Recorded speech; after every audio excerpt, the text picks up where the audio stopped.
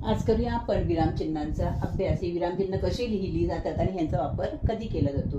पहिला आहे पूर्णविराम. वाक्य संपते त्यावेळी वाक्याच्या शेवटी पूर्णविराम दिले जाते. स्वल्पविराम म्हणजे एका जातीचे शब्द सांगायचे असतील तर स्वल्पविराम म्हणजेच कॉमाचा वापर केला जातो. या प्रकारे तो लिहिला जातो. अर्धविराम म्हणजे काय तर एका जातीची दोन वाक्य असतील तर त्यांच्यामध्ये अर्धविराम घेऊन हे असं अर्धविरामाचं चिन्ह काढलं जाते. अपूर्ण विराम म्हणजे काय तर आपल्याला एखाद्या गोष्टीचा तपशील द्यायचा आहे तर त्यापदी हे असे दोन डॉट म्हणजे अशी दोन असे फुलस्टॉप सारखे काढून पुढे आपल्याला त्याचा तपशील द्यायचा आहे. म्हणजे विषय सांगायचे, भाज्या सांगायचे असतील तर पूर्णविराम दिला जातो.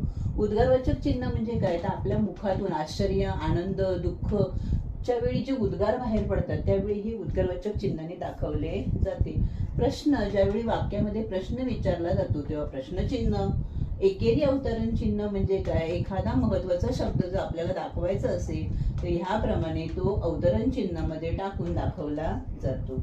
दुहेरी अवतरण चिन्ह म्हणजे काय तर एखाद्याच्या मुखातलं, तोंडातलं वाक्य जसे तसं आपल्याला म्हणजे शिक्षक म्हणाले आणि त्याच्या पुढे हे दुहेरी अवतरण चिन्ह वापरून ते वाक्य अवतरण चिन्हामध्ये टाकलं जातं. संयोग चिन्ह.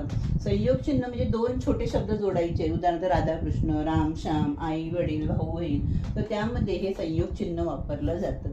अपसारण चिन्ह म्हणजे काय तर ते फक्त संयोग चिन्हाच्या दुप्पट मोठं असं.